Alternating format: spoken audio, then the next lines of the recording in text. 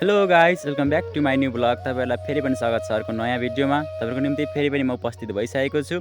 आज चाहिँ हामीले एग्रिकल्चर सम्बन्धी नै कुरा गर्नेछौँ। देख्न सक्नुहुन्छ म चाहिँ तपाईँहरूलाई आज चाहिँ हाम्रो पहिले चाहिँ म तपाईँहरूलाई मिटरे बोडी अथवा हाइब्रिड बोडीहरू देखाइरहेको थिएँ भने आज चाहिँ हाम्रो गाउँमै भएको लोकल अथवा स्थानीय बोडी कात्तिके बोडी देखाउन गइरहेको छु।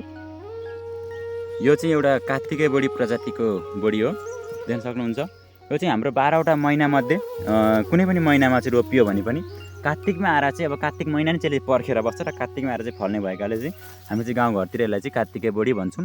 देख्न सक्नुहुन्छ यो कात्तिके बोडीको फलाइ चाहिँ हेर्नुहुन्छ। तपाईँको यसको चाहिँ लम्बाइको कुरा गर्नुहुन्छ भने चाहिँ यो हाइब्रिड बोडी भन्दा चाहिँ यसको लम्बाइ चाहिँ केही छोटो हुन्छ, तर जुन फलाइ हुन्छ यसको मोटाइ हुन्छ होइन, त्यो चाहिँ अलिक मोटो हुन्छ।